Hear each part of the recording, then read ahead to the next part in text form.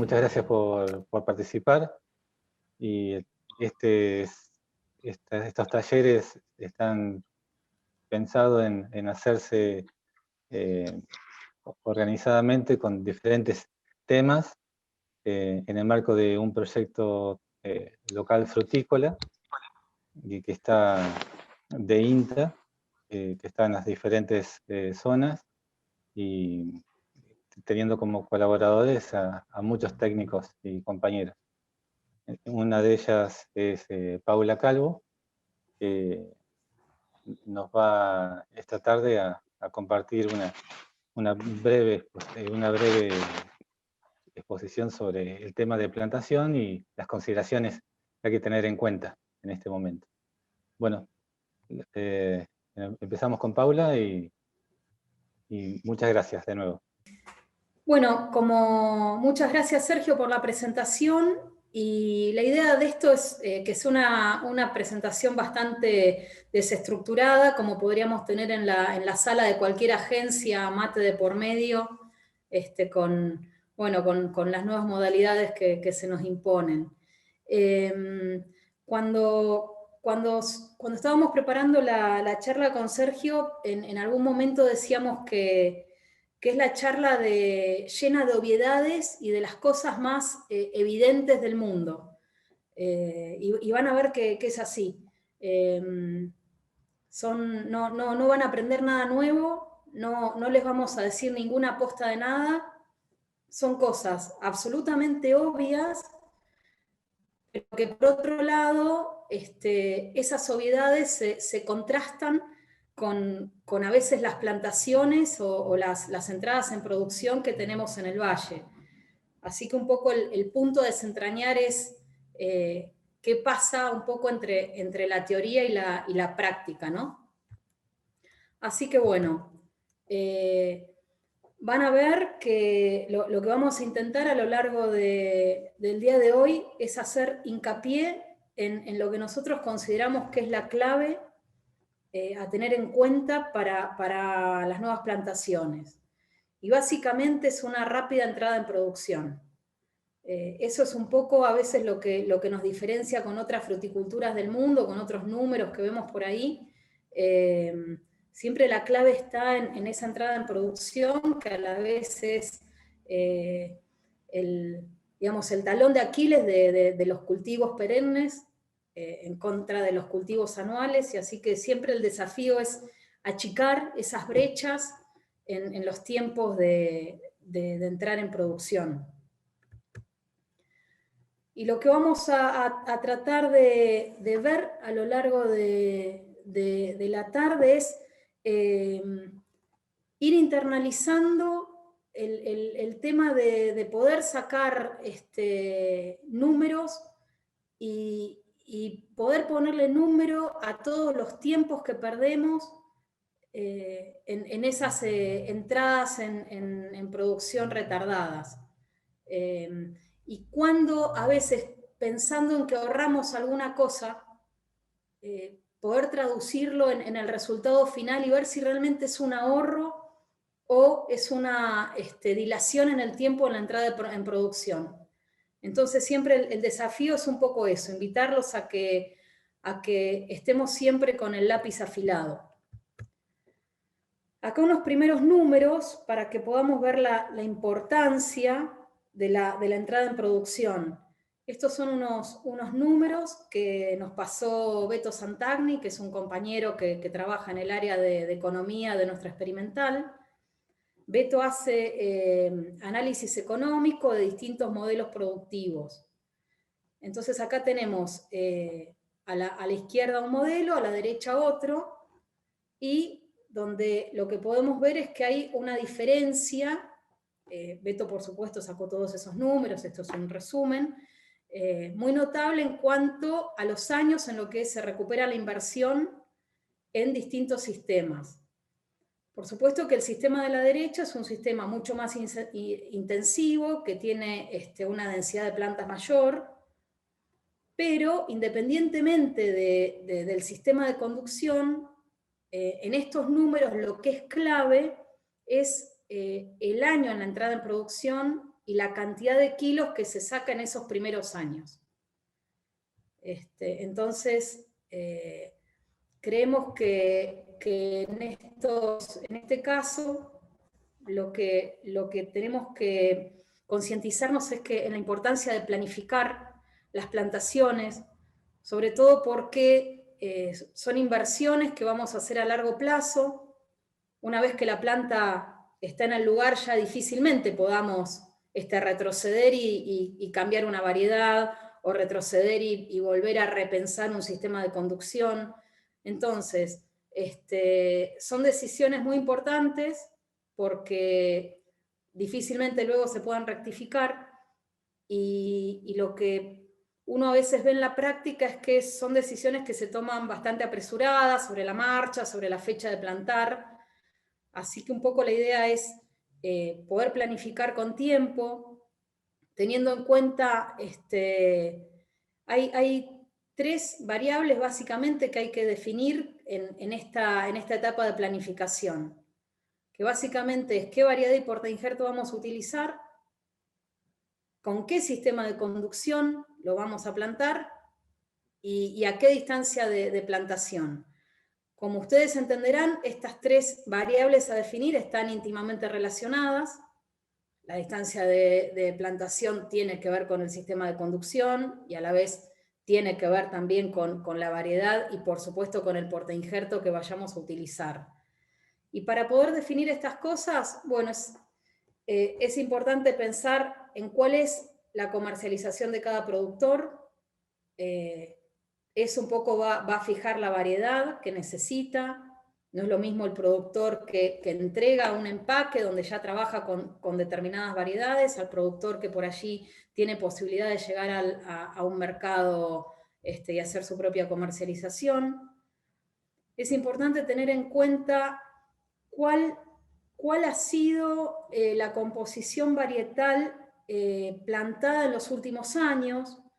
Esto ha pasado, muchos lo tendrán bastante presente, lo que pasó con el boom de la Williams hace unos años, donde como todo el mundo plantaba Williams, todo el mundo plantaba Williams, y eso hizo que en 6 años haya una explosión de fruta en el mercado.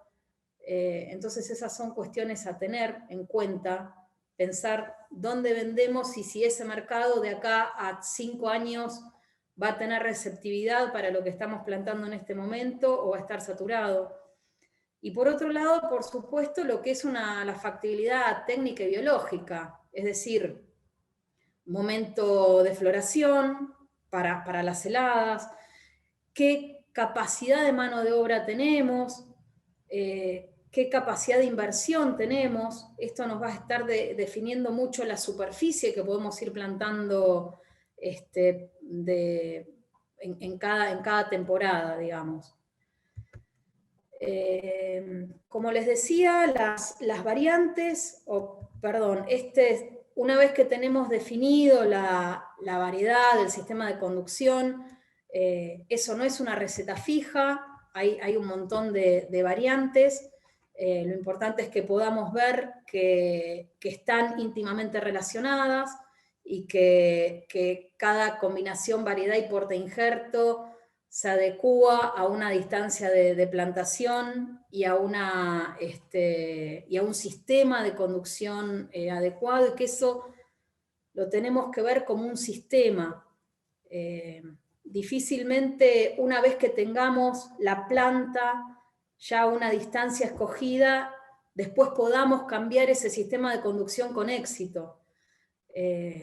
La idea que quiero transmitir es que son cosas que tendríamos que empezar a pensar antes de hacer la plantación. Bien, ya yendo a lo que es la plantación en sí, creo que tenemos 3 ejes que son los que tenemos que tener en cuenta para llevar adelante una plantación exitosa. En primer lugar tenemos la preparación del suelo, la planta, que es el insumo más importante y que es bastante evidente que es el insumo más importante, y sin embargo, por ahí la práctica nos dice que no lo tenemos tan internalizado de esa manera. Y por otro lado, los cuidados en los primeros años. Y estas son cosas que de nuevo funcionan como un sistema, ya lo vamos a ir viendo, pero la idea es que no nos sirve de nada haber conseguido una planta maravillosa si después la ponemos en un suelo que está mal preparado, o la ponemos en un suelo y no la fertilizamos hasta el año 3. Entonces, de nuevo, esto es un sistema armónico y que la idea es que sea integral. En cuanto a la preparación del suelo, son labores que inician el año anterior a la plantación. Es muy importante poder hacer análisis de suelo, sobre todo con 3 parámetros que son los más básicos y que son bastante sencillos de realizar, que es estructura, conductividad eléctrica y pH. Ya teniendo esos 3 parámetros nos vamos a dar una idea bastante acabada de en qué suelo estamos. Si tenemos alguna sospecha por ahí de algún suelo sódico, si vemos que tiene costras en la parte superior, problemas de infiltración, suelos desagregados, si estamos sospechando de algún problema de sodicidad, se le podría agregar capacidad de intercambio catiónico, y RAS y PSI, que tampoco es que son unos... que son análisis sumamente sofisticados, se pueden hacer en la zona, y llegado el caso de que se compruebe que tenemos problemas de suelos sódicos, hay que pensar en una corrección con yeso. Obviamente todo esto es previo a la plantación. Por otro lado, si venimos de un cuadro de replante, antes de arrancarlo, es bastante importante poder caminar ese cuadro que vamos a arrancar y poder detectar esas zonas que en general tienen plantas más chicas o con algún tipo de problema, porque es una forma de poder marcar en el terreno aquellos lugares donde nos está cantando que hay problemas y que tenemos que solucionar. Siempre que sea posible, es recomendado rotar especies, es decir, sobre todo pasar de carozo a pepita, porque las especies emparentadas comparten patógenos en general, así que en lo posible, por supuesto que esto no siempre es posible, pero si está la posibilidad de elegir, es mejor rotar las especies. Y una labor muy, muy importante es retirar todos los restos de la plantación anterior, todo lo que se pueda. Esta tiene que ser una labor que tiene que quedar muy, muy prolija. Otra labor que es sumamente recomendada y que no siempre se hace es el subsolado profundo. Lo recomendado es hacer un subsolado que llegue más o menos a los 60 centímetros de profundidad, con pasadas cada 50 centímetros y luego pasadas también cada 50 centímetros en 45 grados con respecto a la primera pasada. También este es el momento ideal para hacer una resistematización en el caso de que se esté haciendo un riego por gravedad. Y como imaginarán, después de todo este movimiento de suelo, aparecen malezas y nuevamente estamos en el momento ideal para poder controlarlas. Entonces, hasta ahora de nuevo, nada raro, pero que sin embargo no suele hacerse. Pensemos que todas estas labores que estamos indicando acá son labores que necesariamente deben hacerse antes de la plantación. Luego de que está la planta, ya es bastante difícil poder hacer ninguna de estas labores. Entonces, nuevamente, los tiempos con los que se prepara el terreno son muy importantes. Respecto a la importancia de la planta, como les decía antes, yo tengo la sospecha de que es un insumo del que hablamos mucho, pero no sé si en el fondo tenemos en nuestra fruticultura tan internalizada la importancia que tiene la planta y el tipo de planta que utilizamos. Yo esto, digamos, es una opinión personal, pero considero que daríamos un gran paso en el sector si empezásemos a usar otro tipo de plantas diferentes a las que estamos acostumbrados a utilizar. En general acá tenemos dos modelos. Por un lado es cuando nos habíamos sentado a planificar, es cuál es la planta que yo necesito para este sistema de plantación que pensé que es el que se adecua o el que yo quiero llevar adelante. Y eso es lo ideal, pero después en la realidad muchas veces se termina abandonando el concepto de qué es lo que necesito y se reemplaza un poco porque qué es lo que consigo. Entonces acá entra un poco, bueno, ¿qué me vende el viverista? ¿Qué consigo? Y en muchos casos es qué planta consigo barata. Y se dan muchas situaciones, o sea, a mí me ha tocado a veces ir a lugares donde había plantas que realmente no se entiende cómo pudieron ser plantadas, y ante la pregunta la respuesta es sí, bueno, me las dieron en forma de pago. Entonces, cada una de esas situaciones nos va alejando más y más de la propuesta inicial que teníamos. Y ese alejarnos más y más nos aleja otra vez de la precocidad y de la entrada en producción rápida, y nos aleja también cada vez más de unos resultados económicos un poco más exitosos, ¿verdad? Entonces, cuando hablamos de plantas de calidad y de sistemas a los que sería ambicioso o digamos sería bastante deseable poder acercarnos. Y creo que un sistema de plantas certificadas se acerca bastante a esto. Son sistemas que en muchos sistemas frutícolas del mundo existen, diría que en la mayoría de los que yo conozco, y que lamentablemente acá no tenemos.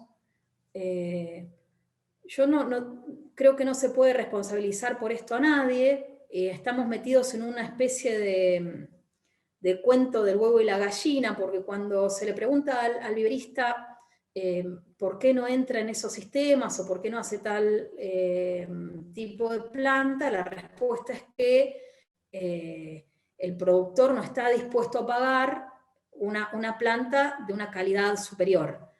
A la vez, cuando se le pregunta al productor por qué no las utiliza, en general la respuesta es que no las utiliza porque no las consigue.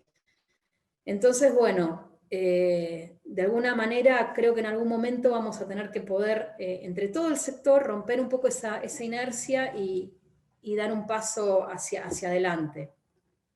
Las plantas certificadas en general, lo que nos están garantizando es la sanidad, por un lado, y la identidad varietal por el otro. Y además, en general, esos sistemas tienen muy bien tipificados los distintos tipos de plantas en categorías. Y también lo que garantizan es una uniformidad dentro de esos distintos tipos de categorías.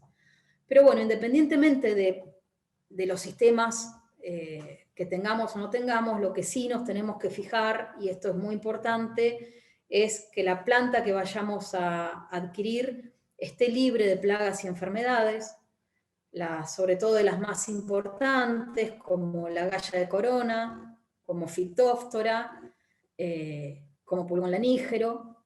En el caso de los frutales de carozo, de nemátodos, no deberíamos estar plantando plantas que tengan alguno de estos síntomas visibles. Y una cosa que quería remarcar, sobre todo en el caso de carozo, donde hay una enfermedad, que es una enfermedad que digamos, de la cual es responsable un virus, y que se transmite por el injerto, que es el YARC, que es una enfermedad que es bastante devastadora en el monte. Entonces, en este caso sí remarcar sobre todo que la adquisición se haga en viveros inscriptos, porque hoy por hoy todo vivero inscripto que comercialice plantas de carozo tiene la obligación de hacer inspecciones para YARCA. Entonces, un vivero inscripto que garantice plantas de calidad identificada digamos, es mucho más seguro que por allí algún otro vivero que no esté con toda la reglamentación. Y bueno, y también es, por supuesto, muy importante la identidad varietal. Y esto sí es una cosa que nos garantiza también el sistema de certificación. Caso contrario, nos encontramos con estas cosas que suceden, que uno compra una variedad, muchas veces algunos clones son muy difíciles de diferenciar en el momento de una planta que recién se va a plantar, y nos encontramos con la sorpresa una vez que empieza a producir. Así que son todas situaciones que vuelven a reafirmar la importancia de la calidad de la planta. Les muestro muy someramente, hay muchos ensayos al respecto, pero este es un ensayo que se llevó adelante en el IRTA, en Lérida, por Ramón Montserrat. Él probaba distintas calidades de plantas, yo les pego solamente una tablita, pero lo que vieron en estos ensayos, con plantas certificadas versus plantas estándar, es que al final de la sexta hoja, las certificadas tenían un 30% más de producción acumulada. Entonces, estas son las preguntas que nos tenemos que hacer, y la afilada de lápiz que tenemos que hacer cuando pensamos si una planta es barata o cara. Hay que ver si es barata o cara de acuerdo al resultado que nos va a dar esa planta. Bien, acá les muestro simplemente a título de informativo, cómo funcionan los sistemas de certificación, son sistemas que tienen una trazabilidad.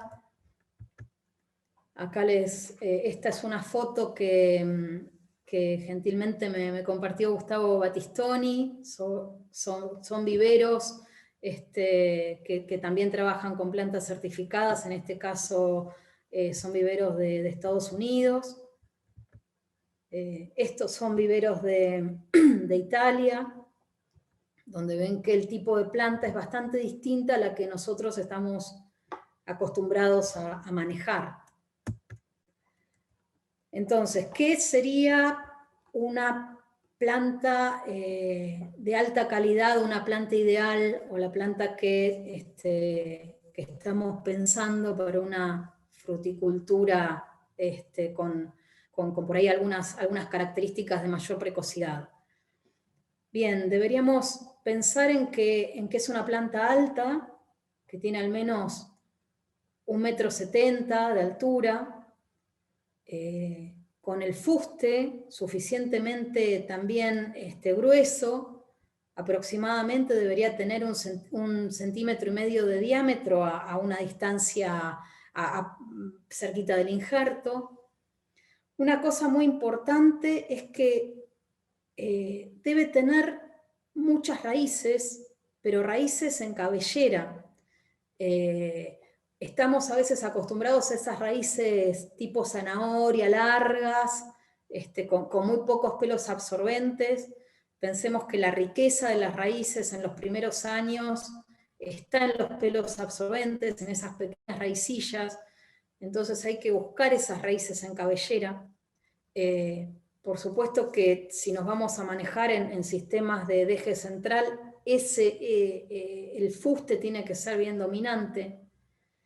En el caso de algunos portainjertos de manzano, deberíamos buscar que no tenga Vernox. Son esos puntitos de raíces aéreas que complican mucho después el manejo. Por supuesto que sin presencia de plagas y enfermedades. Y una cosa muy importante que pocas veces se revisa es la calidad de las yemas.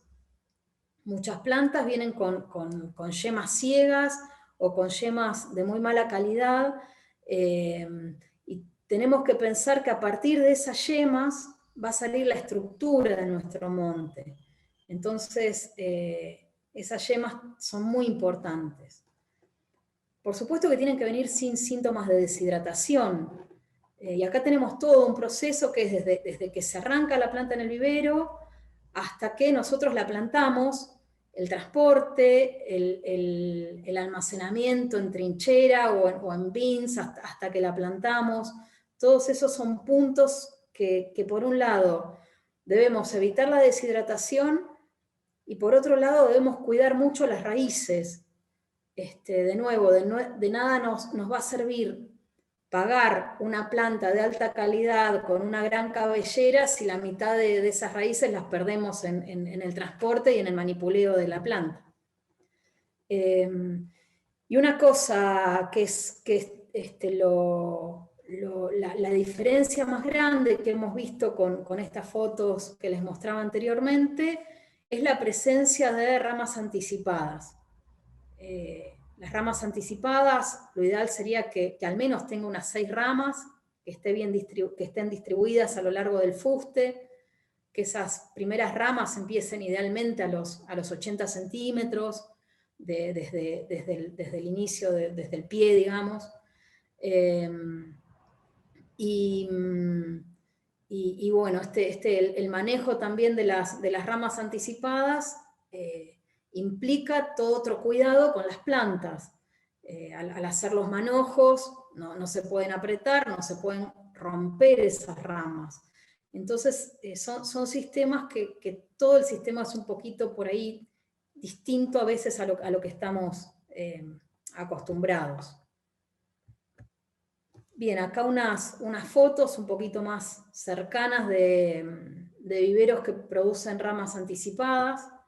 En general, de acuerdo, depende un poco de la variedad, pero sobre todo en muchas de las variedades que nosotros utilizamos, para obtener estas ramas en el vivero es necesario que permanezcan un año más en vivero, lo cual evidentemente justifica que el costo de la planta sea otro. Pero bueno, también pensemos que estamos apuntando a tal vez iniciar 1 o 2 temporadas antes la producción. Así que bueno, creo que hasta acá llego yo y ahora sigue Sergio para no cansarlos con mi voz. Bueno, continuamos como en los cuidados en la plantación. La época límite es el mes de julio y hay que tener muchísimos cuidados en el momento del transporte y el almacenamiento, ya sea en trincheras que se conserven, como muestra la imagen, o en bines con acerrín. Hay que cuidar las raíces, hay que cuidar la boca de la planta con la cual se va a estar nutriendo. Si se hace un daño en este momento, ¿es letal o tiene un crónico problema en adelante? Mantener a la planta hidratada. Si hay presencia de pulgón danígero, hay que hacer un baño de raíces con un insecticida apropiado, como muestra la imagen de la izquierda. El tamaño del pozo tiene que ser un pozo generoso, evitando que haya compactaciones. y adecuarlo a las raíces que tiene la planta y no adecuar las raíces al pozo. De vuelta para hablar en este sistema complejo de raíces, que hay que tratar de disturbarlo lo menos posible. Con respecto al injerto, tiene que estar por lo menos unos 15 o 20 centímetros por encima del nivel del suelo, considerando como estaba en el vivero. Se puede colocar en el pozo de plantación un fertilizante que propicien el desarrollo de raíces, como es de los fosfatos de amónico o superfosfatos. Y se puede tener en cuenta corrección con yesos, y eso terminan en algún análisis. Y hay que ver si que esté en contacto las raíces con este tipo de fertilizantes, ya que poseen una conductividad importante, entonces para quemando las raíces se coloca el fertilizante, una cama de tierra y luego se apoya las raíces. Considerar tapar el pozo con tierra superficial y en riego, como lo muestra en la foto, tiene que ser un riego de 50 centímetros, 60 centímetros de la hilera de plantación. Tener en cuenta la protección contra liebres y pensar en establecer como parte de la plantación el sistema de apoyo o tutorado. Estamos hablando de postes, de alambres, para que ya esté firme la planta, considerar siempre que estamos en una zona donde los vientos son muy fuertes, entonces esa rama prácticamente, la planta está continuamente haciendo palancas si es que no está tutorada. Paula, vamos a continuar con la siguiente diapositiva. Bueno, otros cuidados en los primeros años, bueno, está en riego. La humedad tiene que estar a unos 20 o 30 centímetros del suelo, y considerando que regar una vez por semana. A la planta es necesario que le llegue humedad, no le tiene que llegar agua directamente. Entonces hay que estar chequeando la humedad en esos centímetros y chequearla con pala, como decía un compañero anteriormente. Libre de malezas para evitar la competencia, conducción y atado del eje, y estar retirando las frutas que en los primeros años esté dando. ¿Sí? Una fruta es una mochila muy pesada para una planta nueva, hay que estarla retirando. Por supuesto, estar libres de plagas y enfermedades, como por ejemplo pulgón u oidio. Y un planteo de una fertilización con un esquema constante y planificado. Una propuesta puede ser, en un primer año, considerar el nutriente fósforo como superfosfato triple en el pozo de plantación, unos 150 gramos. El fósforo estimula el crecimiento radical, o colocarlo previo a la plantación. El nitrógeno, considerar unas 5 fertilizaciones por suelo a partir del mes de noviembre, cuando haya un brote de 10 centímetros, cada 2 o 3 semanas. Con 15 gramos de nitrógeno por planta, sería equivalente a 30 gramos de urea por planta o 60 gramos de nitrato de amonio. El concepto de permitir el agostamiento es que esta fertilización tiene que estar terminándose en el mes de enero o a lo sumo mediados de febrero, porque seguir fertilizando con nitrógeno es seguir estimulando el desarrollo vegetativo, que tiene mucha acumulación de agua. Si hay heladas tempranas, pueden estos tejidos tener todavía mucha agua y en manzana, por ejemplo, helarse y se pierde el crecimiento. Zinc y urea foliar 3 aplicaciones foliares a partir de fines de octubre, cada 2 o 3 semanas. Bueno, la dosis va a depender del fertilizante elegido. La opción puede ser de un fertilizante de tipo compuesto de liberación lenta. Hay que tener en cuenta, cuidado con estos guanos, por ejemplo, que no han pasado un proceso de fermentación suficiente, y esto puede estar dañando a raíces jóvenes, tiernas. Entonces, se prefiere guanos compostados, materia orgánica compostada, y siempre esta cama de tierra protegiéndola a las raíces. En un segundo año, se puede estar pensando también 5 fertilizaciones por suelo a partir del mes de noviembre, cada 2 o 3 semanas, con 20 gramos de nitrógeno por planta, es decir, 40 gramos de urea por planta o 80 gramos de nitrato de amonio. Y por último, de esta propuesta, zinc y urea foliar, con 3 aplicaciones foliares a partir de fines de octubre, cada 2 o 3 semanas. Y la dosis va a depender del fertilizante elegido. Muchas gracias. Bueno, para terminar, quisiéramos volver a una de estas diapositivas iniciales, donde reafirmamos que no hemos dicho nada nuevo, nada del otro mundo, nada demasiado novedoso, pero sin embargo, la realidad nos indica que estamos en general bastante lejos de realizar esas prácticas. Muchas veces, digamos, hay cierta tentación a posponer, a suprimir actividades o a buscar algunos insumos más baratos, o a poner los postes el año siguiente.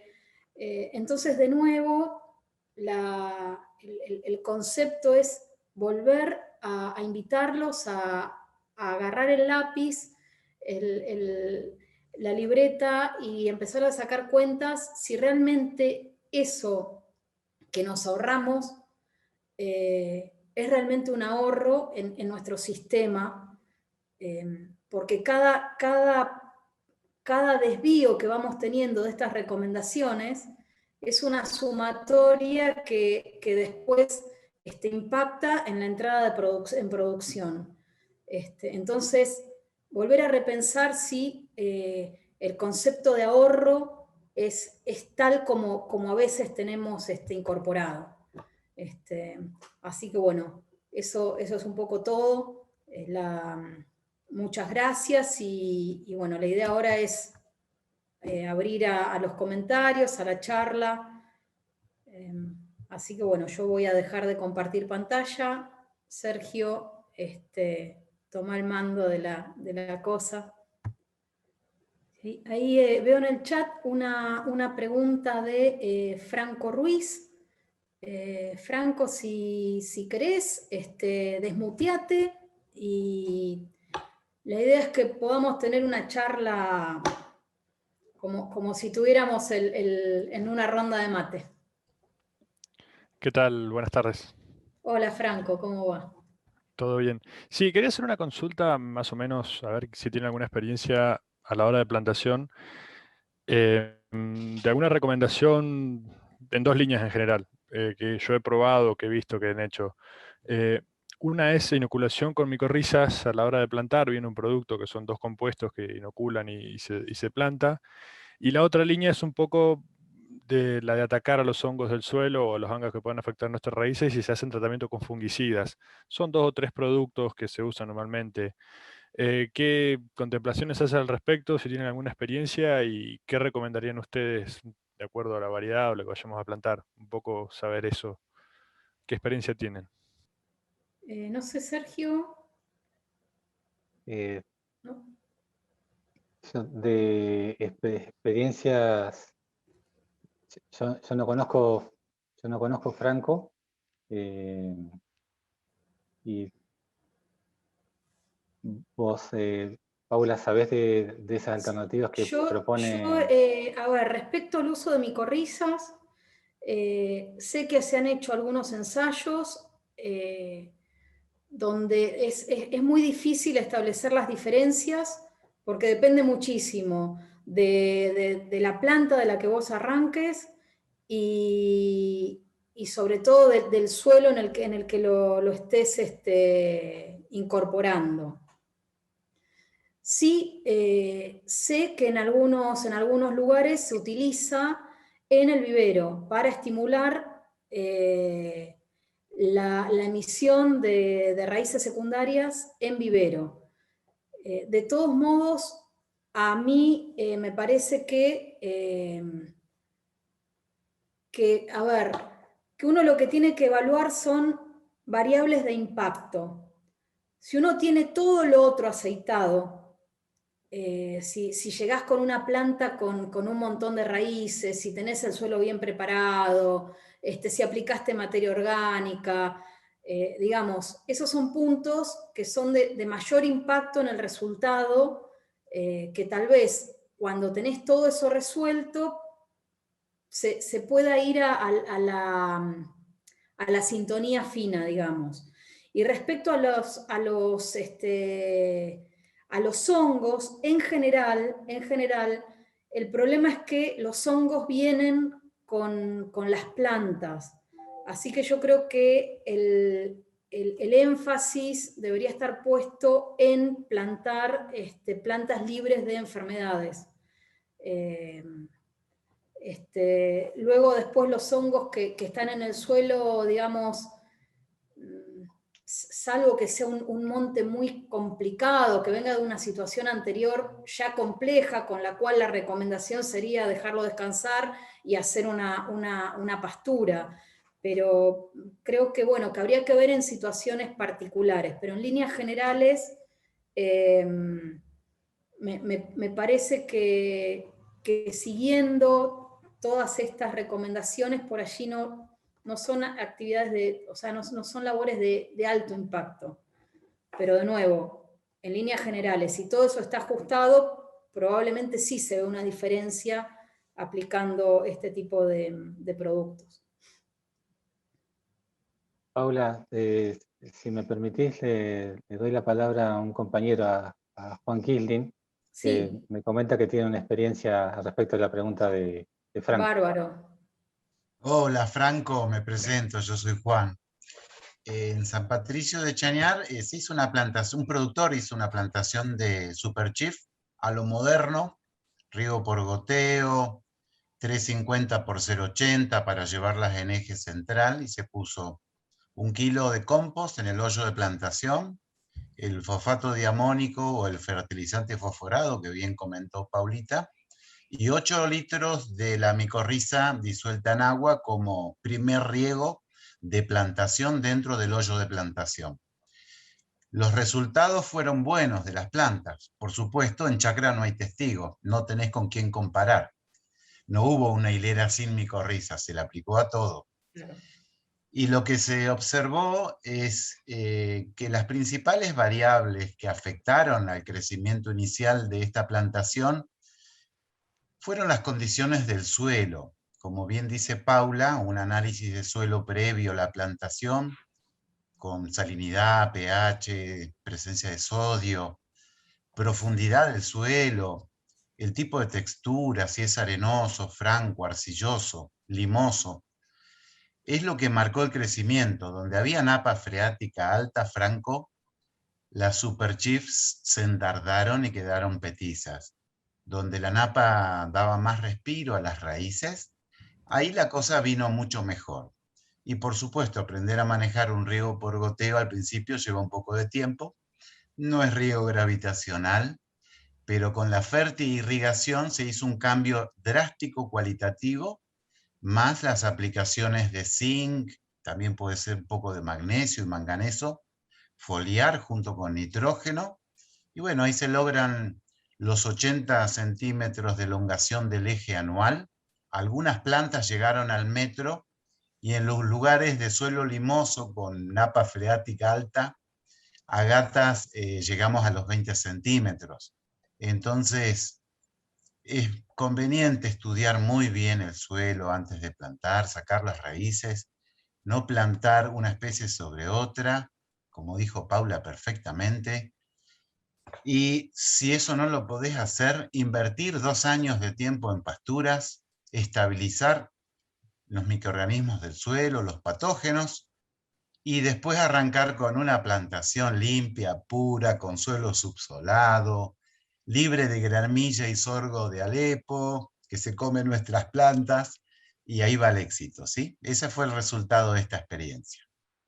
Gracias por dejarme compartirla, Sergio y Paula. Bueno, no sé si... Muchas gracias, Juan. Gracias, Juan. Si hay algún otro comentario o pregunta. Veo caras ahí serias de preocupación, no sé si no se entendió, si hay alguna oposición. Pero Bueno, bueno, estamos planteando todo lo que no se hace. no, es que en realidad es eso, es básicamente lo que hay que hacer está bastante claro. El tema después es poder ver y analizar en cada una de las chakras por qué no se hacen algunas cosas. Yo creo que por ahí una de las cuestiones que podríamos empezar a pensar es sobre la capacidad que tenemos de atender determinada superficie de implantación bajo estas condiciones.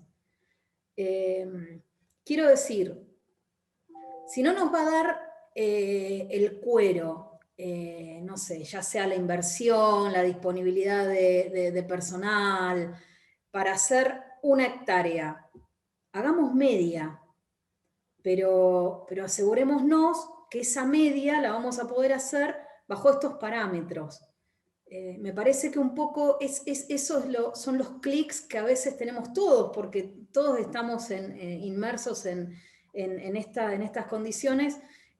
Son las cosas que por ahí tenemos que empezar a repensar, porque el tema es cada cosa que no hacemos, cada labor que retrasamos, cada pasada de fertilizante que dejamos para dentro de 15 días, son sumatorias de tiempo. Y eso después termina explicando las diferencias que tenemos en nuestra fruticultura en cuanto a nuestra precocidad, cuando nos comparamos por ahí con otros sistemas productivos. Entonces a veces es un poco eso, bueno, no hagamos 1 hectárea, si después no la vamos a poder atender, si vamos a venir dentro de un mes y está en el medio de un gramillal, hagamos media y asegurémonos de poder atenderla.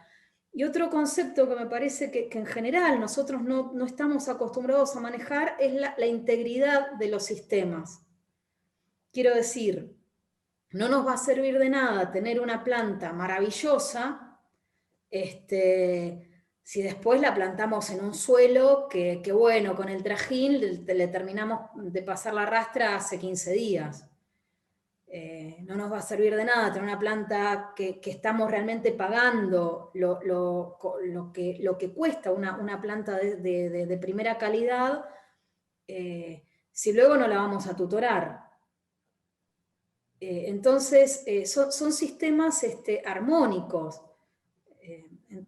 Eso es un poco me parece los clics que nosotros tenemos que ir a veces haciendo en nuestras planificaciones. Paula, merecía un apartado interesante, un comentario de Juan sobre la siembra de pasturas. De Juan Quisling, ¿podrías comentarlo, por favor? Sí, que por ahí, como bien precisaba Paula, plantar es una inversión alta. Vamos a recaudar, como bien nos indica Adalberto Santagni, los números se recuperan después. Pero si no le damos atención a la nueva plantación que nos va a dar a futuro y con esa premisa de que estamos poniendo la variedad que sabemos que logra muy buenos retornos en el mercado, y alargamos, y no invertimos, y no cuidamos la planta, después no logramos los retornos inmediatos. Uno se preocupa por gastar en lo que va a sacar inmediato, en la que ya está en producción, y deja para lo último el cuadro nuevo. Y es ahí donde creo que cometemos un error. A veces al plantar uno hace un trabajo exquisito de suelo, queda impecable, pero ese suelo está desnudo.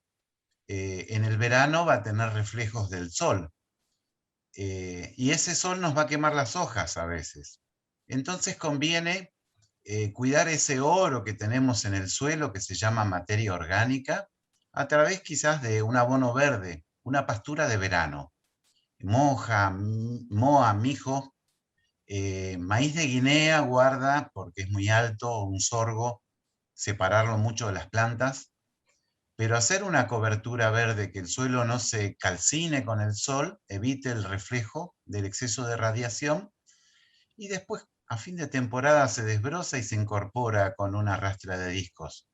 Y con esto vamos a ganar materia orgánica y vamos a evitar que aparezcan nuevamente las malezas indeseadas, sorgo de Alepo y gramilla. Que todas esas lindas dosis de fertilizantes que le queremos dar a nuestras plantitas nuevas, muchas veces no llegan a tomarlo porque en el camino el nitrógeno es muy móvil con el agua y lo terminan tomando las raíces de la maleza y no es lo que buscamos.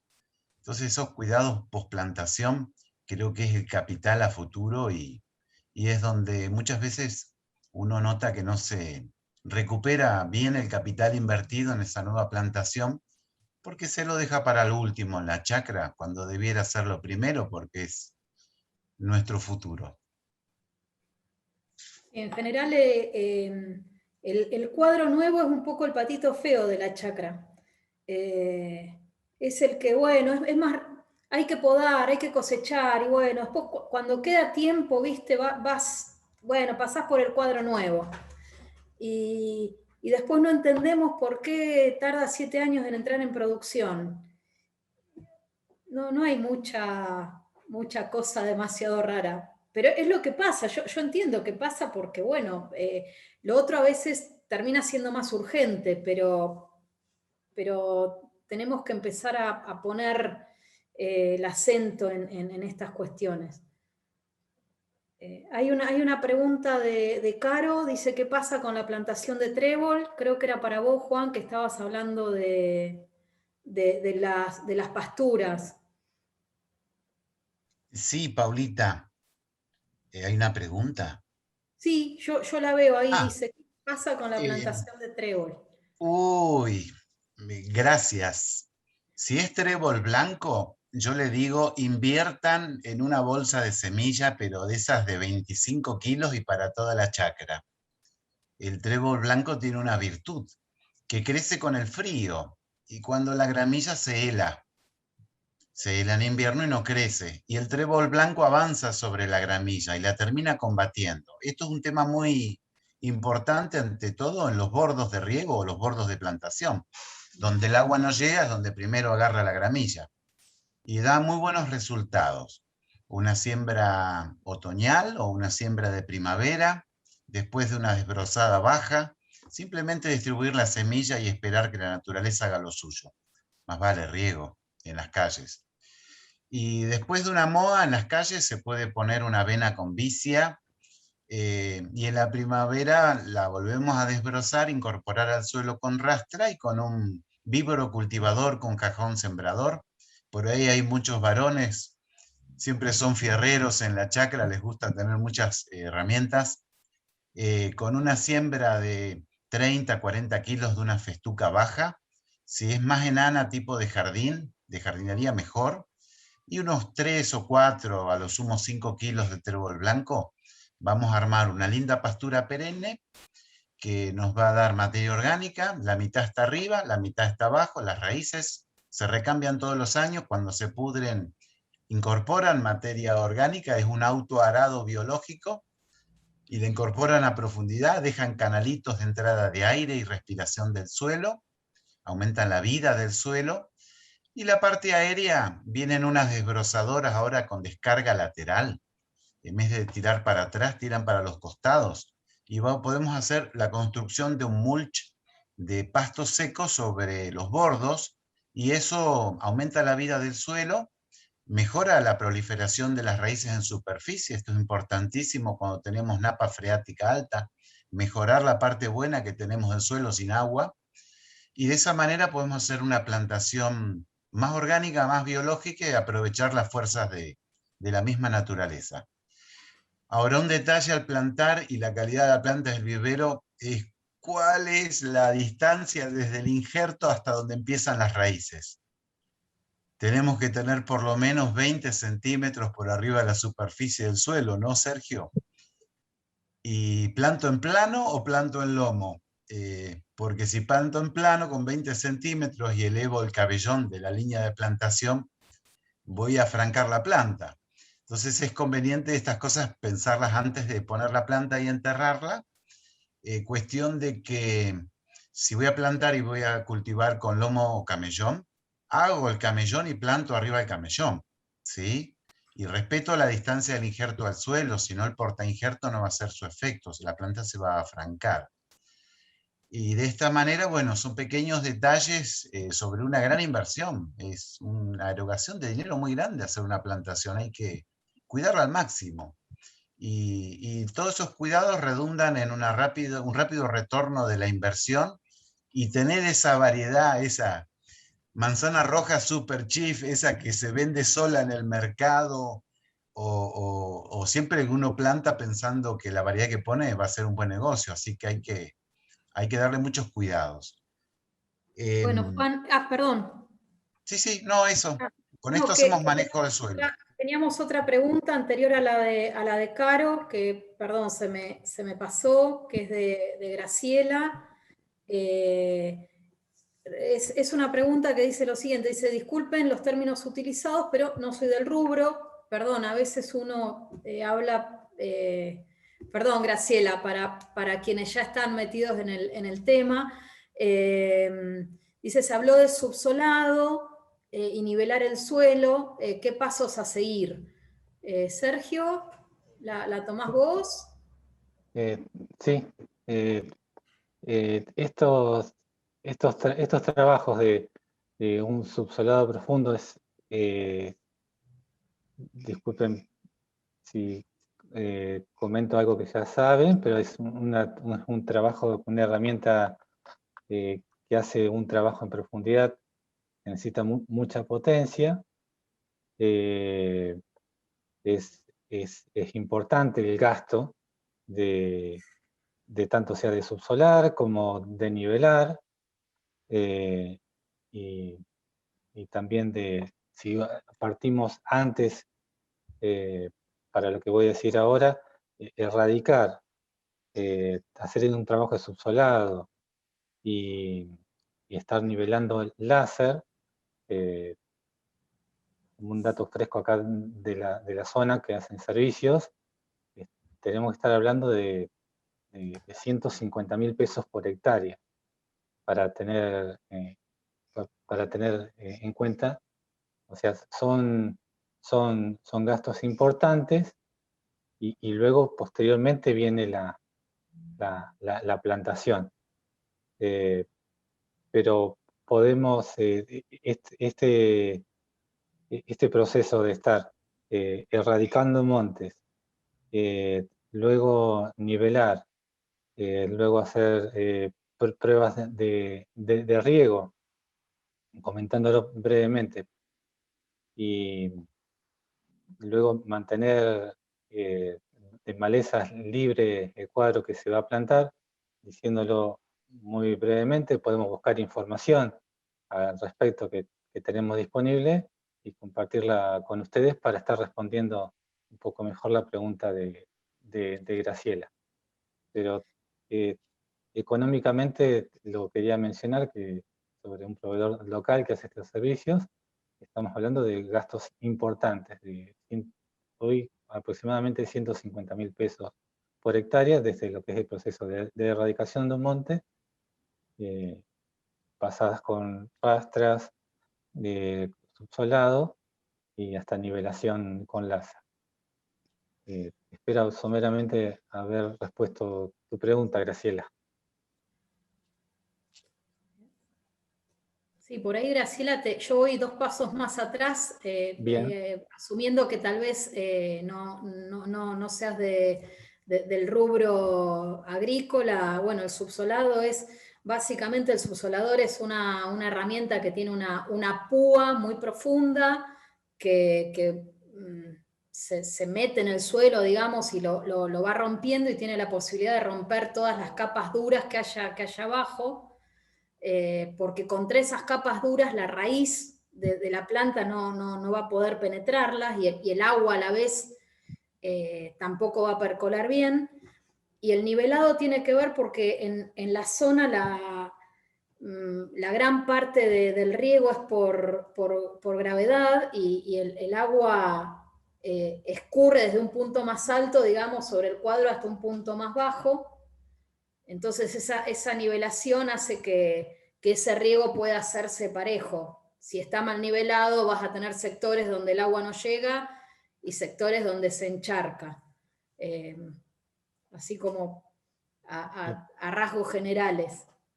Y tomo algo que escribió Pablo Bante en el chat.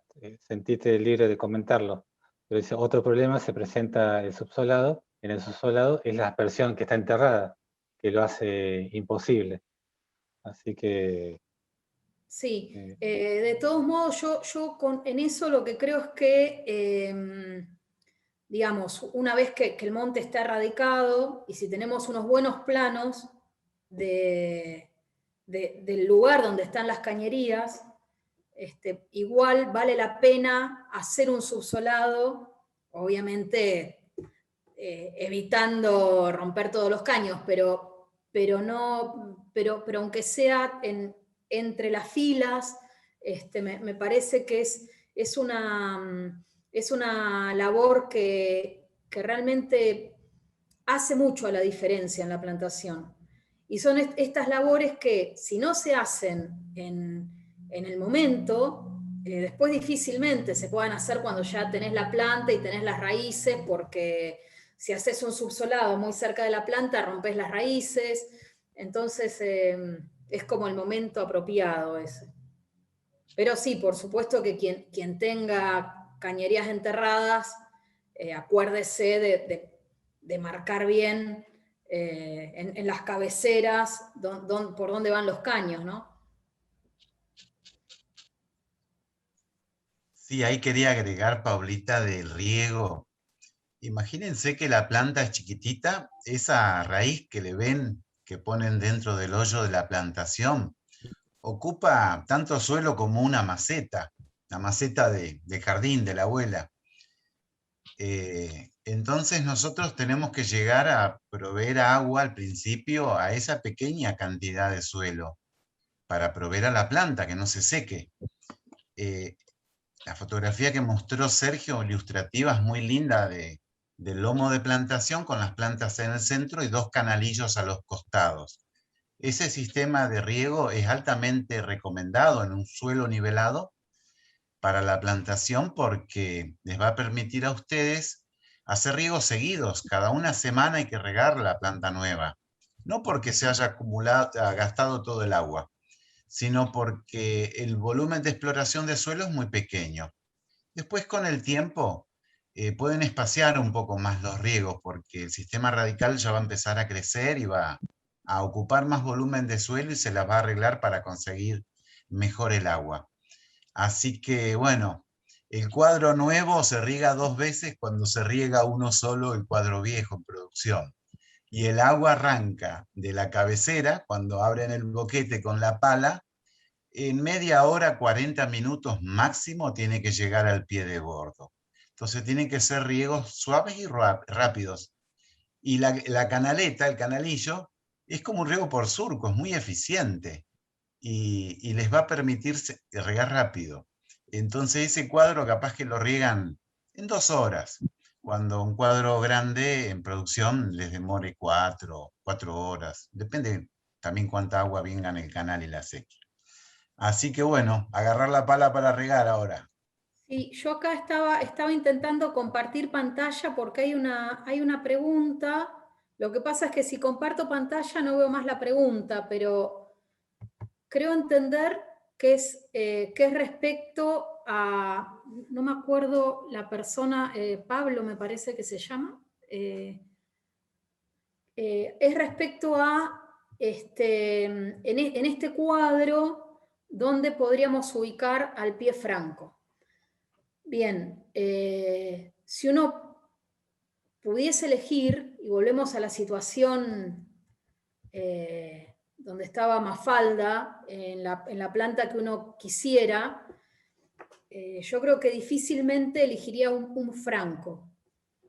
Hay pies como el 111 y el MI 793 que se acercan bastante al vigor del franco. Por lo tanto, un poco la respuesta es esa, ¿no? Si no tenés otra opción, bueno, estos dos pies son bastante parecidos en cuanto a su vigor, pero tienen una gran ventaja.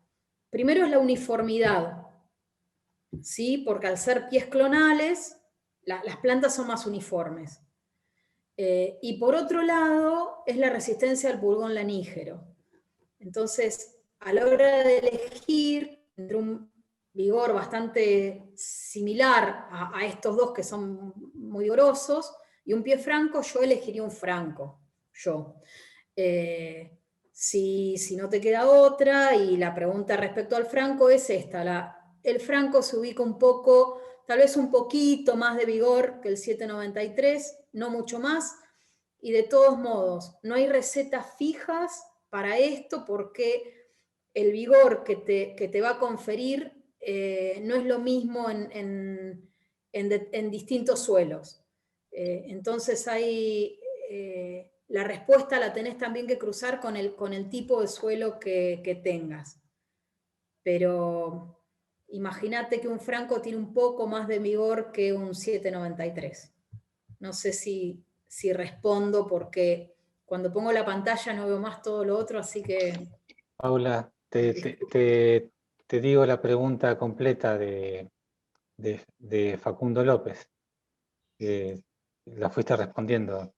Yo tenía Bien. una consulta y se mostró una imagen sobre la distancia de plantación de distintos portainjertos. Cuando tenemos un pie franco, ¿cuál sería la distancia de plantación ideal? Y según las distintas variedades.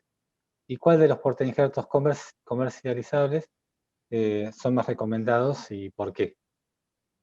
Bueno, creo que más o menos estaba respondida. No sé si quedó algo...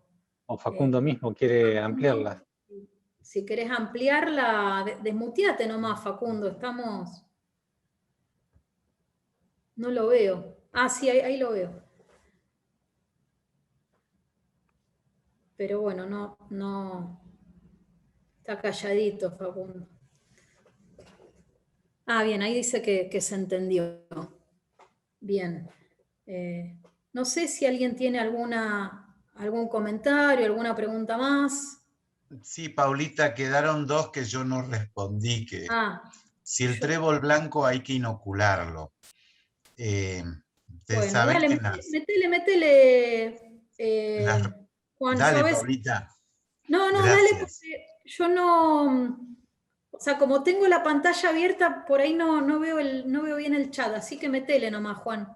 Bueno, las leguminosas son plantas que en la raíz tienen un microorganismo que se asocia a la raíz, fija el nitrógeno del aire, que 78% de nitrógeno tiene el aire, y se lo entrega a la planta. A cambio la planta le da azúcares que gana con las hojas con la fotosíntesis. Es una relación simbiótica. Este microorganismo generalmente venía en una bolsita con turba y uno al momento de plantar la semilla de trébol o la alfalfa, la regaba con agua con azúcar, distribuía en la sombra el inoculante, ese polvito negro sobre las semillas, lo sacudía un poco, lo dejaba secar a la sombra y después sembraba. Entonces iban juntos. Hoy en día con las técnicas modernas vienen peleteadas, vienen con una especie de plasticola las semillas, con inoculante liofilizado, con pequeña dosis de fertilizante, algún fungicida. Entonces, si es semilla peleteada, no hace falta. Ahora, dentro de lo que es fruticultura, por la cantidad de nitrógeno que demandan las plantas para crecer y producir bien, tenemos tanto nitrógeno en el suelo que es indiferente si está inoculada o no la semilla de trébol. La queremos por su sombra, porque el trébol es rastrero, es rizomatoso, va por superficie, y nos cubre gran espacio, y con una sola semilla que germine a los 2 o 3 años podemos tener 3, 4, 5 metros cubiertos con trébol. Lo que no resiste es el pisoteo, en las huellas del tractor se va a morir. Por eso es bueno la festuca, que tiene rizomas y hace como una malla o una red bajo el suelo. Eso nos da firmeza y nos hace como una alfombra resistente que va a permitir el paso del tractor con los bins de fruta, o esa vez que tenemos que curar que el suelo no está muy seco y justo tenemos los 250 carpogrados. Bueno, la festuca nos va a ayudar a que entremos con la máquina sin que nos entierren las ruedas, ¿sí? Así que vale la recomendación del manejo de pasturas en el monte frutal. Y había una pregunta de nivelación, con pendientes. Sí, cuando se nivela láser o con estacas y nivel óptico, hay que emparejar y dedicarse a nivelar hasta que quede perfecto. Si en el riego de prueba no está bien, retrasamos la plantación hasta dejar bien nivelado. Si no, las plantas que quedan en el alto se secan y las que quedan en el bajo también, porque en el charco se asfixian las raíces, donde se acumula el agua. Y bueno, técnicas de nivelación hay muchas. Uno mide la pendiente, en qué dirección está, y en función del mínimo movimiento del suelo hace un cálculo matemático, se puede hacer con una planilla Excel, y después define la pendiente que va a tener el cuadro. Si tiene que reubicar el canal o acequia, lo hace, y si no, bueno, dejo la acequia donde está y muevo más suelo hasta dejarlo perfecto. Por eso es bueno recomendar a ustedes que son jóvenes, que quizás le toque arrancar el cuadro que plantó el papá o el abuelo, tiene un alto contenido sentimental, se lo digo por experiencia, pero arrancar con esa oportunidad que a veces le da el papá o el abuelo en la chácara de arrancar con el cuadro nuevo y aplicar toda la sapienza, todas las cosas que uno puede hacer. Y si no dan los tiempos para erradicar y plantar en el mismo año, planifiquen directamente para plantar año siguiente o a los 2 años, y sepan que en el vivero no tienen planta a la oferta y la demanda. El vivero te pide un anticipo, tenés que reservar tus plantas de un año para el otro. Así que no es conveniente ir al revoleo de plantas que vienen de afuera, que a veces vienen con pie franco, que no tiene tolerancia al pulgón lanígero, o te muestran una planta y cuando llega son otras, y traemos las pestes a la zona, o arrancamos con el pie izquierdo porque arrancamos con planta de mala calidad, y lo mostró Paula en Lérida con Ramón Montserrat. Y ustedes, si recorren por la calle ahora cuando vuelven a la chácara, miren las plantaciones nuevas y prácticamente por arriba del alambrado con la vista van a ver una plantación nueva, bien cuidada, y aquella que ya arrancó candidata medio al fracaso. Bueno, no, gracias Juan. No sé si hay algún otro comentario. No veo. Que quizás no veo Pablo que manos está, levantadas. o Bernardo. Ahí, Bernardo. Desmuteate, Bernardo. Hola, hola, hola. Hola, te ¿Ahí me escuchamos. escuchan? Sí, dale. Bueno, perdón, no tengo mucha experiencia con el Zoom, pero bueno, me voy a animar a hacer la consulta. En este caso es por un tema puntual.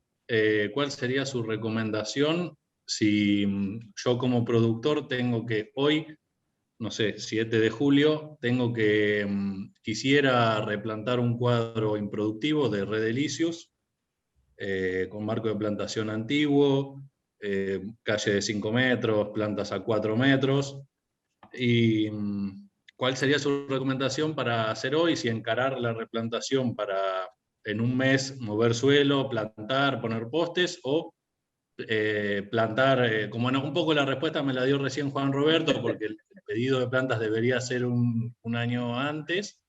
Entonces, ¿cuál sería mi plan de acción para implementar ahora en cuanto a pasturas, enriquecimiento del suelo, movimiento, como para aprovechar toda esta temporada que se viene, ¿no?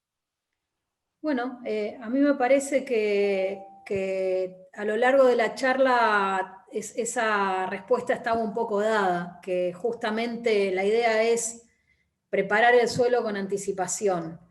Así que la recomendación es que tenés todo un año por delante para hacer esa tarea y no vas a ganar nada saliendo a plantar ahora de manera apurado, sin arrancar el monte previamente, porque lo único que vas a lograr es sombrear las plantas nuevas.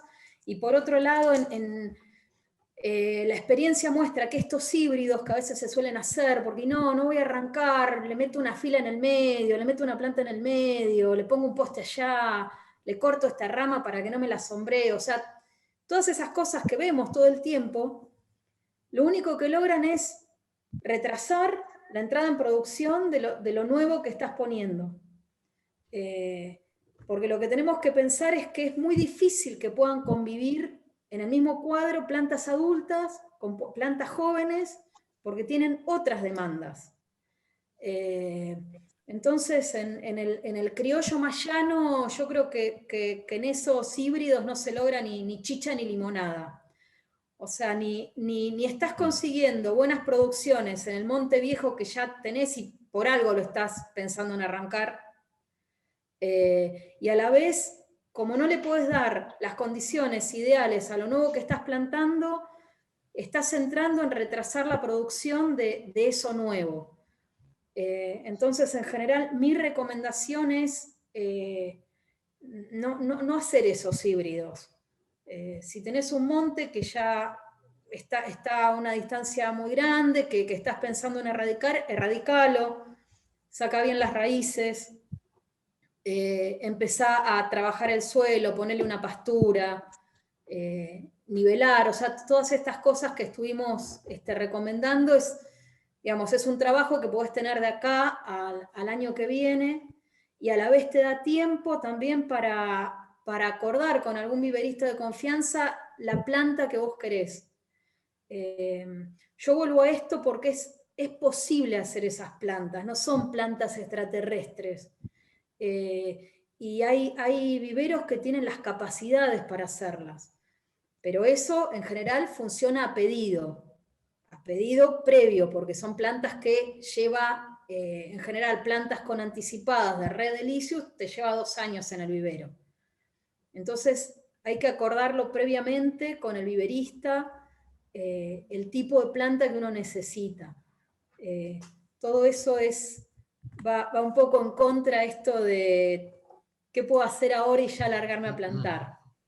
Bien, en ese sentido, Paula, que estás terminando la explicación para Bernardo, si me permitís, tomo una que consulta un comentario que hace Laura en el chat.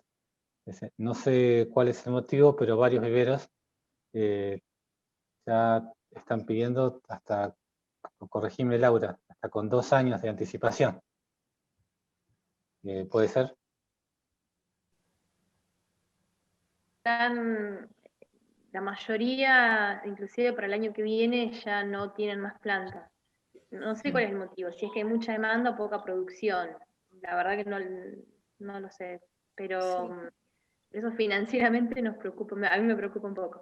Le veo, o sea, yo siempre miro los números que me re gustan y más allá de lo productivo y lo técnico, también hay que mirar la parte numérica. Y el otro día, bueno, ahora que estamos acá todos, también hago esta aplicación, pregunté de buena manera en el foro de agrónomos si había otro listado, si había, por experiencia propia, así como de manera que nos juntamos a tomar un café los chacareros y hablamos y decimos, che, fulano tiene unas plantas hermosas, fulano no, me ganó, sí, bueno, lo mismo pretendía, pero en un marco técnico.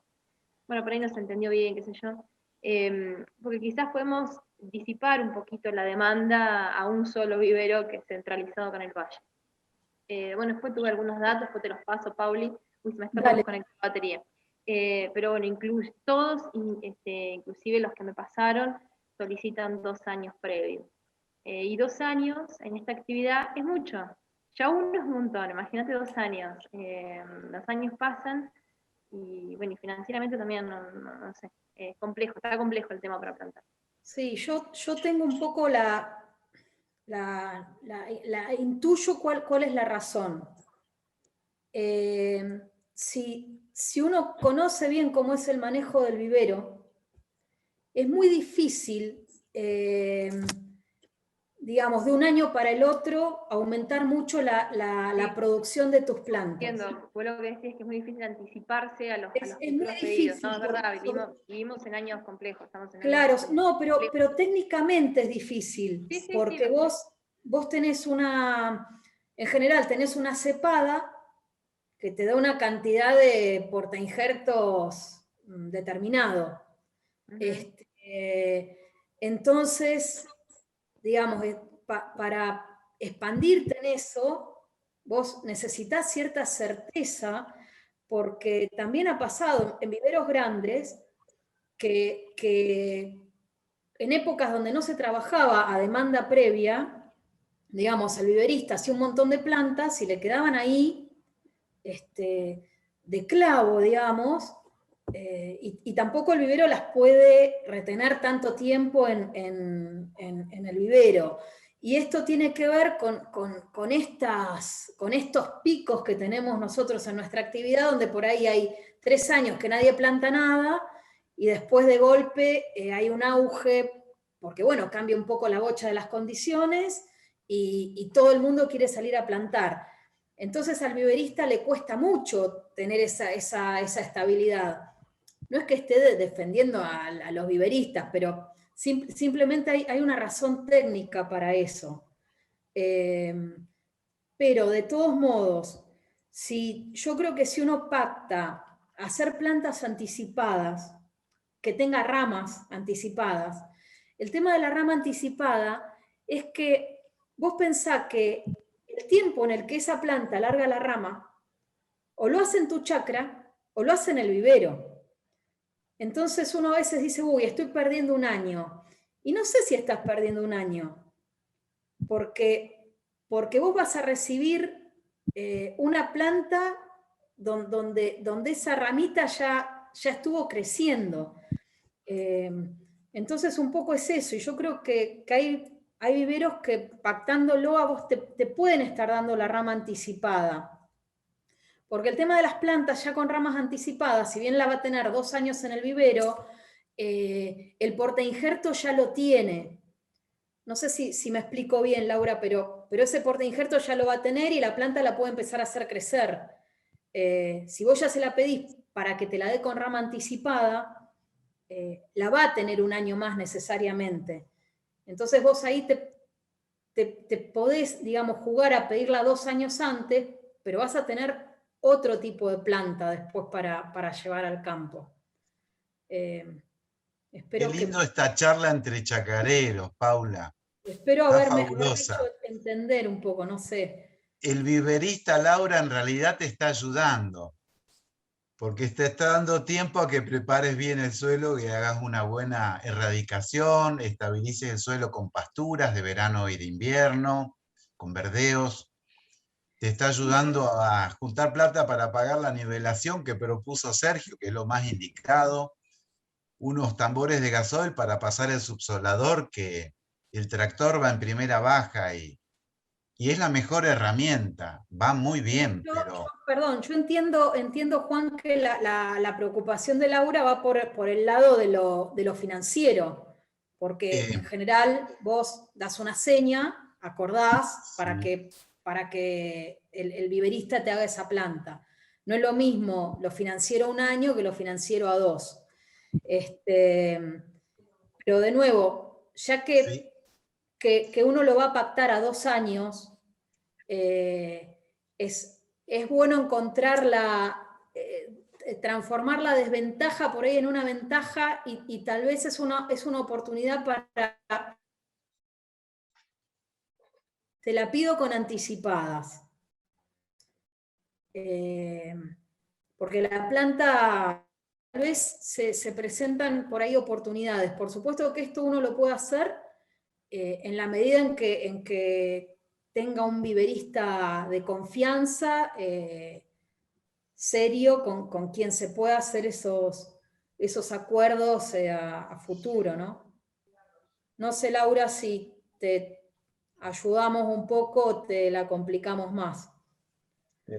Laura se fue un momento por una cuestión de batería, estaba reingresando. Bueno, se fue porque se asustó con lo que le estábamos diciendo y se rajó.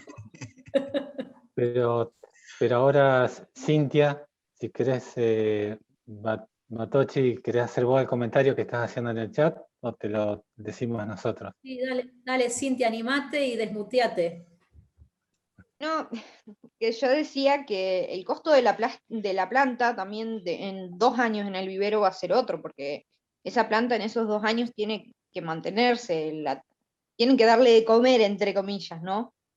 Pero también la respuesta, el día que la llevemos al campo, va a ser otra. Va a ser una planta más desarrollada y va a haber menos probabilidad de que te falle, porque suele pasar eso.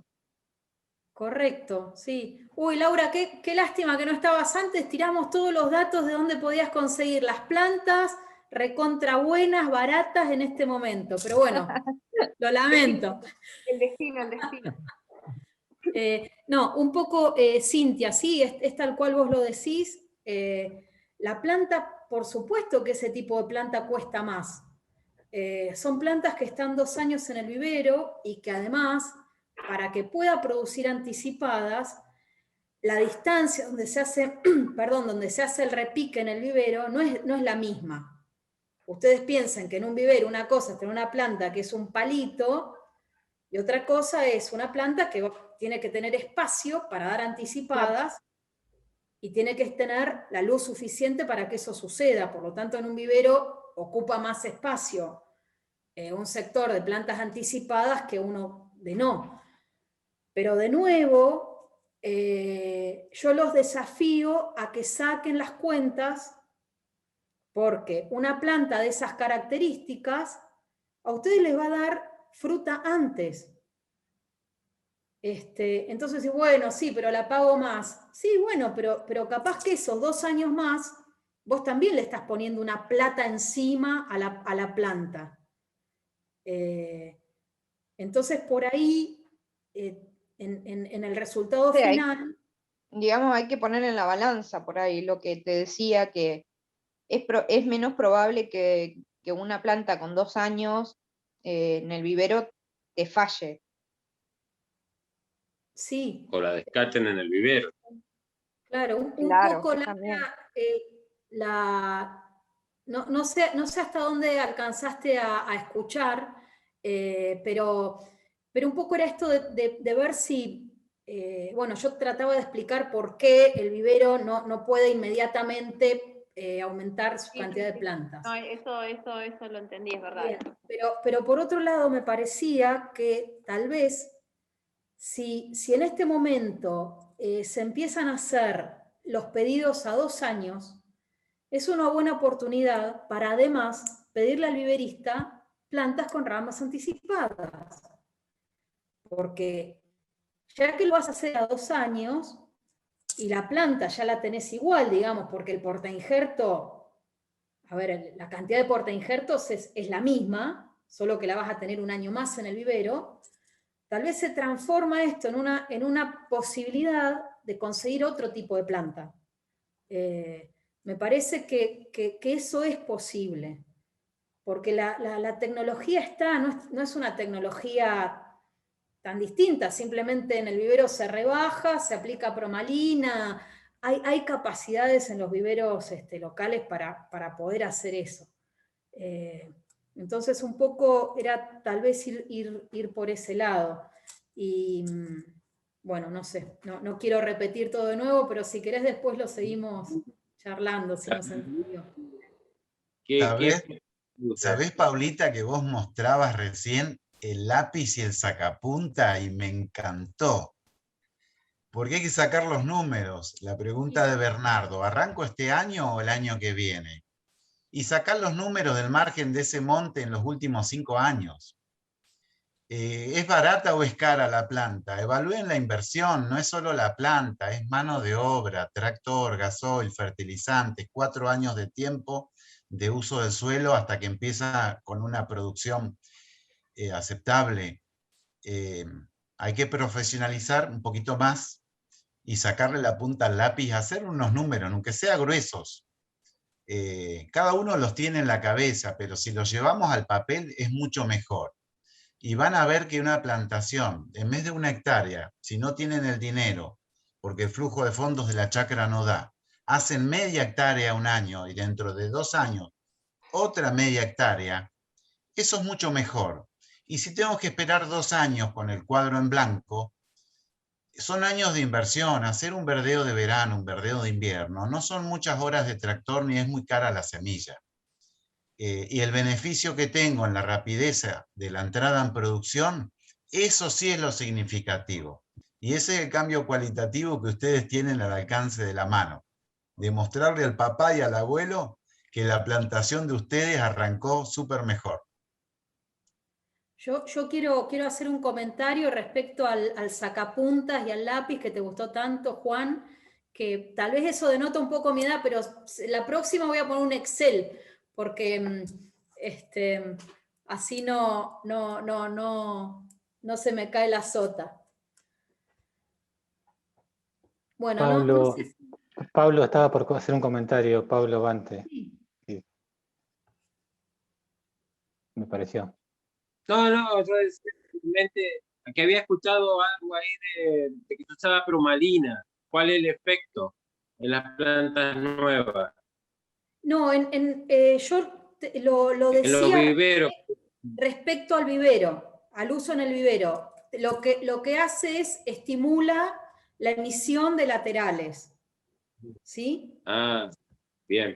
Se utiliza, es una hormona que se utiliza en Para los la forma de viveros la que hacen este tipo de plantas. No te escucho bien, Pablo. que nosotros la usamos para la forma de la fruta, por eso decía.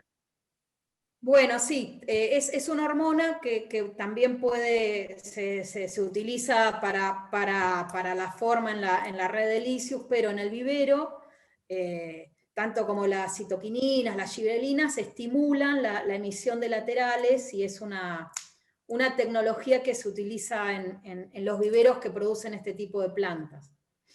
Bien, ¿y no se puede utilizar en chacra eso? A ver, se puede, igual también se pueden hacer incisiones, pero de nuevo, o sea, vos, digamos, todas estas son estrategias para que vos te generen laterales, pero ya te los van a estar generando en tu chakra. Eso es un tiempo extra. Claro. Sí, por eso digo, si serviría en chakra también usarlo. Sirve, lo mismo que hacer incisiones cuando alguna rama no está, cuando tenés alguna yema, que hacer una incisión por sobre la yema es una forma de estimular. También se pueden hacer algunas aplicaciones de hormona, pero en realidad la estrategia más grande que tiene el vivero es la de rebajar y hacerla crecer un año más. Que también es la estrategia que tiene el productor cuando recibe una planta raquítica. Sí, uno tiene que pensar. Pero estás esperando un año más. Es importante también a veces cuando tenemos que decidir si una rechif que le cuesta venir, que hay que hacerla subir, hay que cortarla cuando uno la planta o la deja como viene de vivero para que siga subiendo. O sea, es una decisión también eso. Y es una decisión que depende muchísimo del tipo de planta del que vos estás arrancando. Y de la uniformidad de esas plantas y de la distancia a la que la estás plantando. Sí, uno tendiendo a hacer un spindle. Sí. ¿Es mejor cortarla o es mejor dejarla como viene de vivero nomás? A ver, eso no tiene una respuesta fija, porque hay que ver qué planta es. Si vos me decís que viene una planta, viste, con un fruto finito, sí, bajita, delgada, y medio que la vas a tener que rebajar. hay que cortar. Pero Claro. si vos ya estás arrancando una planta con otras características, que sería lo deseable, Sí. justamente de lo que vos te ahorrás es de ese rebaje. Porque vos tenés que pensar que cada vez que rebajás, la planta empieza a crecer de nuevo, y ese crecer de nuevo es tiempo. Claro, Entonces, por eso. como productor es preferible que todo eso lo haga en el vivero, ¿no es cierto? Ese es un poco el chiste de la planta con anticipada. Sí, financieramente cambiaría mucho porque lo que tenés que hacer vos en la chacra ya lo harían ellos, y también es plata en la chacra si lo tenés. Exacto, sí, ¿no? Cuando a veces, viste, vemos en otros países las rápidas entradas en producción que tienen, viste, no es que les cayó un meteorito, que no sé qué les pasó, es que salen de otro tipo de planta. Entonces, todo eso que a nosotros nos pasa en el monte ya definitivo, en un sistema de planta con rama anticipada, todo eso sucede en el vivero. Claro. Entonces es como que vos ya estás plantando, a ver, ¿cómo decirlo? Como que estás plantando 1 o 2 años después. Entonces se achica tu tiempo improductivo en la chacra. Sí, se entiende. Vos no arrancás un monte tan anticipadamente y ya te llega una planta que ya tiene su tiempo de desarrollo. Exactamente. Y estás arrancando de una planta que tiene 2 años de raíz. Con lo cual, obviamente, tiene más cabellera, se entiende bien. Tiene otro cuerpo. Pero no, yo quiero volver a la integralidad de esto. Si vos vas a comprar esa planta y después, como nos suele pasar, la vas a clavar en un hoyo que hizo el hollador, y como no te entra, lo que se te ocurre es recortarle todas las raíces y ponerla, que es algo que no me van a decir que no sucede, entonces, ¿para qué? Dijo el paisano. O sea, estuviste haciendo todo eso, invirtiendo eso, para después perder en la mitad las raíces. O lo pusiste en una trinchera con una tierra pesada, y cuando la empezás a sacar, tironeás para sacar el atado, y te queda la mitad de las raíces ahí. Muchas veces parecen muy obvias en el momento, uno con el fragor, viste, de las cosas, se terminan haciendo. Y esos errores son todos acumulativos. Claro, pasa que uno a veces tenía conocimiento también que esas raíces, por ejemplo, que dicen de zanahoria, que uno las decía que era mejor recortarlas un poco, no dejarlas tan largas. Y bueno, ese era lo que uno más o menos le venía sembrando. Claro, lo que pasa es que esa raíz de zanahoria no es la raíz que nos gusta. Nosotros buscamos la raíz de cabellera, la finita que tiene los pelos absorbentes. ¿Sí? Que por supuesto es la generalmente más delicada. Si vos te vas a manejar en una trinchera. Pero generalmente. Ay, no lo escucho. No, decía que generalmente lo que es pelo, la raíz de la barbiga, la barba esa, sí, que viene más palo. Es verdad que en la pera es más difícil conseguir ese tipo de cabellera, porque pensemos que el peral en general estamos trabajando con un pie franco, ¿sí? Pero de todos modos, o sea, el concepto es el mismo. Las raíces valiosas, las que queremos, son las finitas. Por supuesto que son las más delicadas. Entonces son por ahí cuestiones muy simples, pero el solo hecho de manejarnos con vines, con aserrín o con viruta, en vez de la trinchera de tierra, eso ya es una gran ventaja para las raíces. La trinchera de tierra te lleva necesariamente al tironeo. Y en el Vos sabés, tironeo... Pauli, que También no Sí, nosotros la última plantación que hicimos hace 2 años fue así, con vines con acerrín, no pasaba el agua para abajo del vin para que te des una idea de la cantidad de agua, y húmedo, y nada de las cámaras de frío. Y así lo tuvimos un tiempo largo hasta que preparamos todo, nos organizamos para plantar, después plantamos como pedo, pero así los mantuvimos en acerrín en un bin, con humedad y adentro una cámara.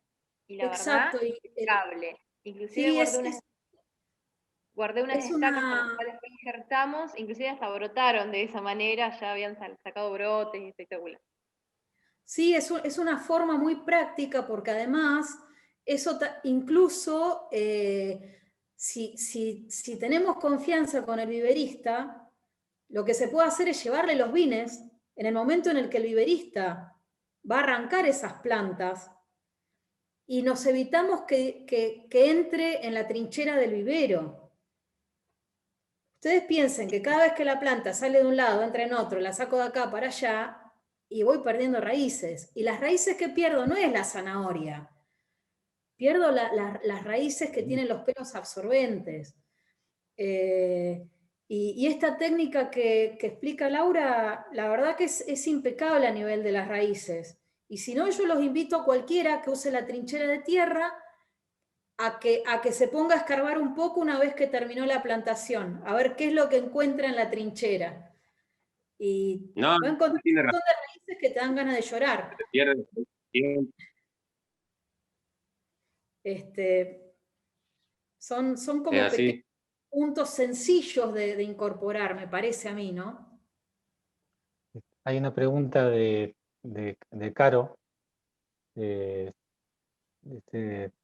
la leo, si me permiten.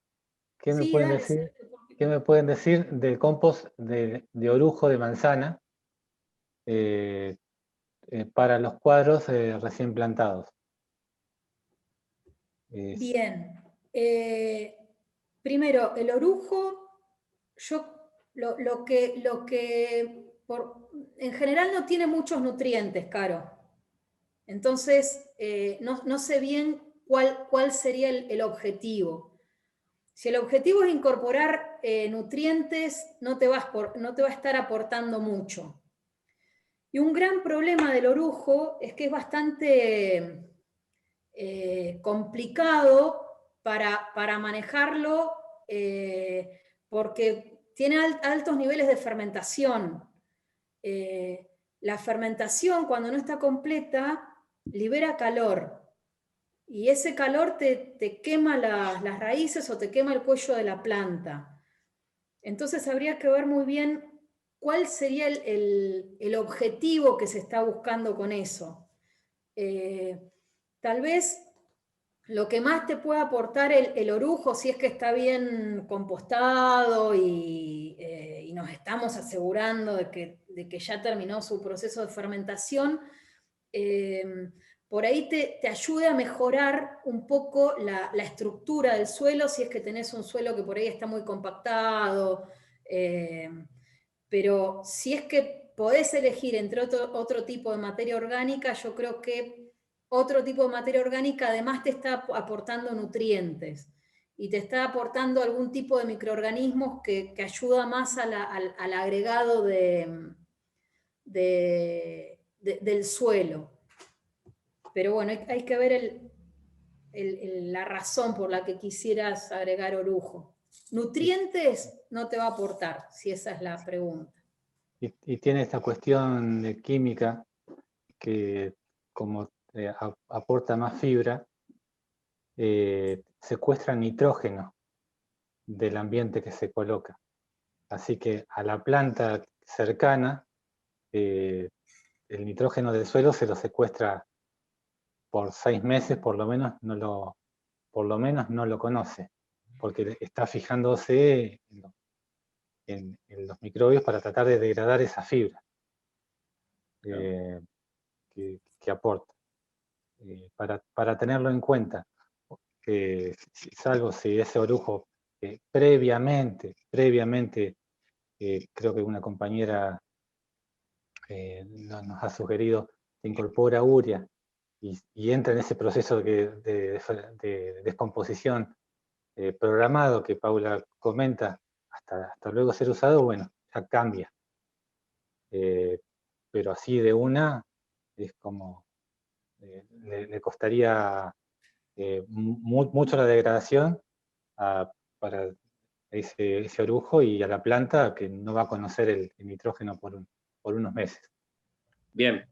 En nutrientes se habla también de acá mucho de guano de chivo, de poner en la canaleta, o sea, antes de poner la planta. No que toque la raíz, sino un poquito de tierra mezclada y después la raíz, la planta arriba. Cuando llegue, esté el alimento ahí, más o menos descompuesto ya en su momento. Que no Sí, sería como el de gallina, más fuerte, digamos, porque tiene más urea, que podría quemar. Es una buena opción siempre y cuando nos aseguremos que ya esté fermentado, ¿sí? Que esté seco. Claro. El problema de la fermentación es muy fácil. A ver, hay que meter la mano y ver la temperatura que tiene. ¿Sí? Mientras la fermentación está sucediendo, hay temperatura, porque la fermentación es un proceso que libera calor. Entonces, si nosotros metemos ese guano en un pozo de plantación y todavía está fermentando, vamos a quemar las raíces, y es quemarla literalmente, ¿no? Por la temperatura. Pero si nos aseguramos que eso ya está fermentado, es una buena opción, porque en general nuestros suelos son muy pobres en materia orgánica. Entonces, lavado. exactamente, entonces todo aporte de materia orgánica que nosotros le podamos ir haciendo, no solo en la plantación, sino después a lo largo de la vida del monte, es un gran beneficio para toda la microfauna y microflora del suelo.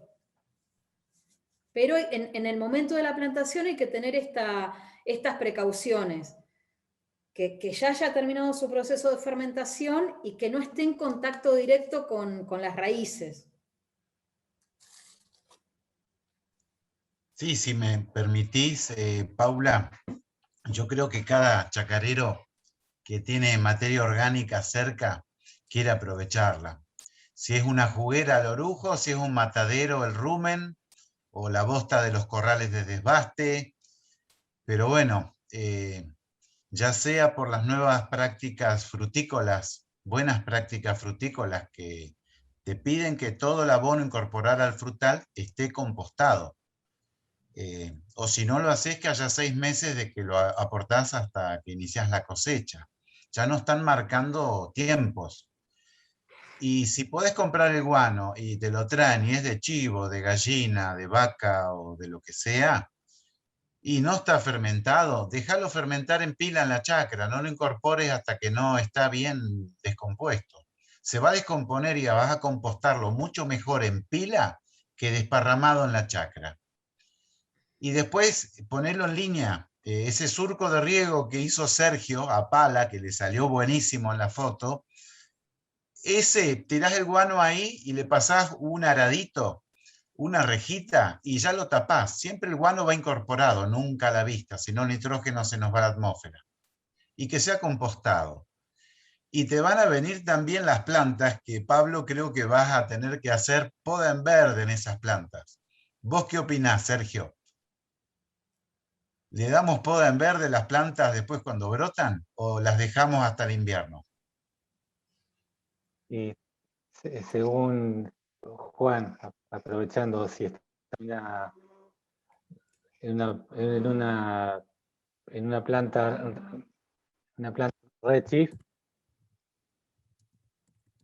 disculpen, si estamos en una planta redshift o en una variedad señal 28 o 34, en una redshift uno quiere emisión de ramas para estar ocupando espacio, ¿sí?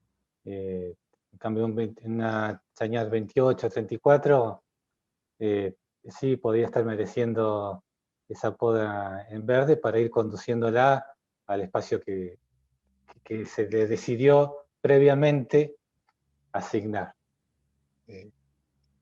Juan. Bueno, aprovecho a preguntarle, ya son casi las 4 de la tarde. ¿Tienen alguna pregunta más a las personas presentes? ¿Alguna opinión sobre la charla? Siéntanse libres de hacerla, por favor. Bueno, pareciera que no hay nuevas preguntas, así que bueno, yo aprovecho a saludarlos a todos, volver a agradecerles la presencia y volver a recordar esto de que el cuadro nuevo no sea nuestro patito feo y que dejar de tenerlo al final de la cola. Básicamente, si lo podemos poner en relevancia, vamos a tener resultados bastante distintos. Así que era eso un poco los conceptos principales. Mil gracias por la compañía. Tal cual. No somos mucho más lo que dice Paula y le agradezco a todos su presencia y su respeto.